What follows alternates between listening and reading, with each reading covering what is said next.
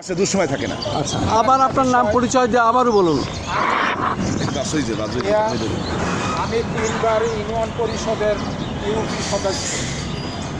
আমার জনপ্রিয়তা, আমি বারবার আওয়ামী লীগের দুঃশাসনের মধ্যেও আমার জনগণ বলতেছে আমি এত জনপ্রিয়। আমি সামনে চেয়ারম্যানই নির্বাচন কর্ম বিধায় আমার খুব জনপ্রিয়তা বেশি বিধায় আমাকে দুনিয়া থেকে সরিয়ে দিতে চায় যাতে আমি সামনে চেয়ারম্যানই নির্বাচন করতে না পারি। মানে পথের কাঁটা পরিষ্কার করতে চায়, তার পরিষ্কার করার জন্য আমার উপরে এই আতর্কিত হামলা। এবং আমি সরকারিভাবে নাচনাপাড়া বাজার হাট বাজারের ডাক নিছি, সেই ডাকও আমার বাজারে কালেকশন করতে দেয় না। সেখানটা তারা চাঁদা উঠাইয়ে নেয়, আমার লোকজন সব উঠাইয়ে দিয়েছে। তারা নিজেরা গার জোরে সেই সমস্ত বাজারের মহলের টাকা আদায় করে। আমি বিষয়টা এমপি মহোদয়কে জানাইছি, সে কোনো প্রতিকার করে নাই। যার জন্য আপনি জাতীয় প্রেস ক্লাবের শরণাপন্ন হয়ে মাননীয় প্রধানমন্ত্রীর দৃষ্টি আকর্ষণ। প্রেস ক্লাবের আজকে সংবাদ সম্মেলন করে মাননীয় প্রধানমন্ত্রী দেশনায়ক তারেক রহমানের দৃষ্টি আকর্ষণ করছি যাতে আমি ন্যায় বিচার পাই।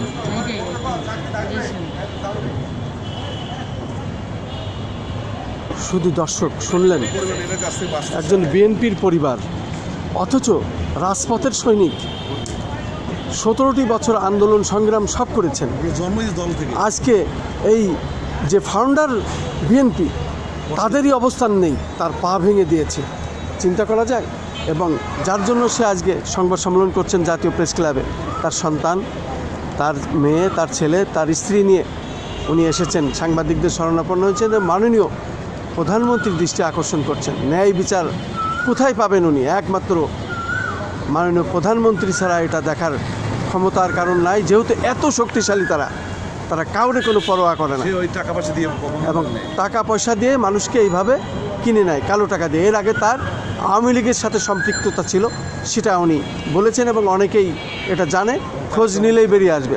এবং তারেক রহমানের এখন নাম ভাঙিয়ে সে আবার ওই এলাকাটি সে কবজা করছে এবং বিএনপির প্রকৃত লোকদের যে খুঁজে হত্যা করছে তারেক রহমানের নাম ভাঙিয়ে। কিন্তু তারেক রহমান বলেছে ন্যায় বিচার হবে।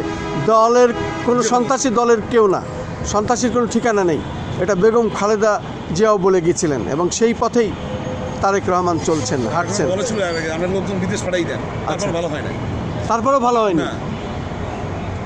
উনি খুব ভয়ঙ্কর লোক। উনি দান করার সময় হাজির হয়, মানে ভাড়ার সময় থাকে না, এটা ভাড়ার সময় থাকে না। উনি আসেই কামানের জন্য, তারপর আবার চলে যাবে। বিয়েও করছে কোনো। বলেন কিছু বলবে। আমরা শুনেছি অনেক বিবাহিত করেছেন উনি, আসলে দুশ্চরিত্র একজন মানুষ।